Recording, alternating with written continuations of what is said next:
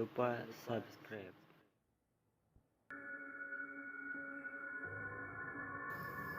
Assalamualaikum warahmatullahi wabarakatuh. Selamat malam buat kalian yang melihat atau mendengarkan video di channel ini. Seperti biasa, saya di sini akan menceritakan hal seram dan misteri. Dan untuk cerita malam hari ini, hantu serunting. Pada zaman dahulu kala, saat masih zaman kerajaan, hiduplah seorang gadis cantik yang bernama Serunting. Gadis ini merupakan bunga desa, siapa yang tidak terpikat olehnya. Ayahnya merupakan seorang kepala desa. Dari sekian banyak pria yang mendekatinya, hatinya hanya jatuh kepada seorang pria, sebut saja Arya Wiguna. Mereka menjalin hubungan secara diam-diam karena tidak ingin ketahuan orang tuanya yang terang-terangan tidak merestui anaknya bergaul dengan rakyat biasa. Hingga suatu ketika, Serunting ingin dijodohkan dengan seorang saudagar kaya oleh kedua orang tuanya. Kontan saja dia menolak karena tambatan hatinya adalah Arya Wiguna. Tapi sang ayah tetap memaksakan kehendaknya, bahkan berjanji akan memenggal kepala Arya Wiguna bila berani mendekati anaknya lagi. Si Arya Wiguna pun harus menahan rasa kekecewaannya karena sang pujaan hati akan direbut oleh orang lain. Sampailah pada saat hari pernikahan Serunting dengan saudagar kaya itu.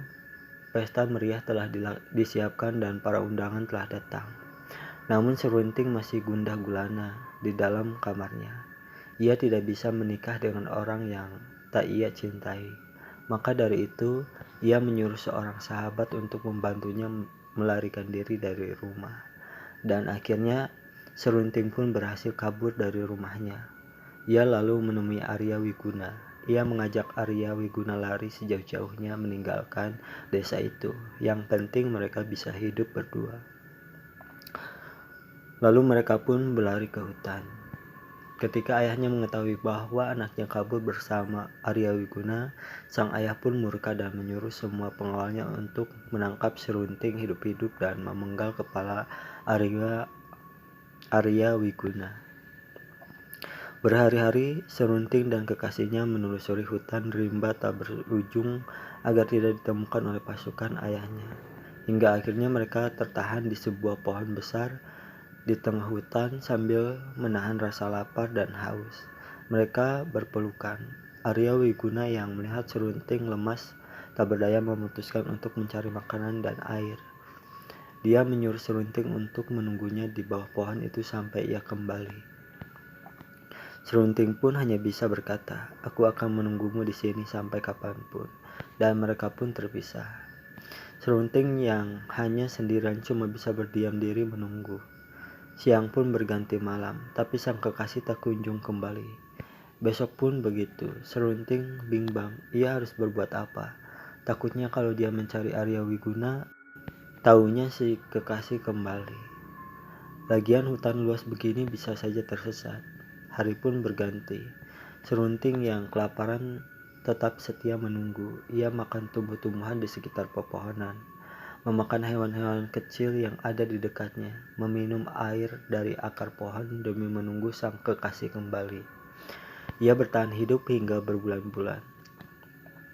Kakinya yang kokoh itu kini lumpuh tak berdaya. Kuku-kukunya sudah mulai panjang, rambutnya pun mulai memutih. Hingga akhirnya ia meninggal. Kesetiaannya pada kekasih sesungguhlah besar. Mungkin sang kekasih pun begitu nasibnya. Ia tersesat, atau dimakan hewan buas, atau dibunuh oleh prajurit ayahnya. Tahun berganti abad, hingga kini pohon itu masih ada di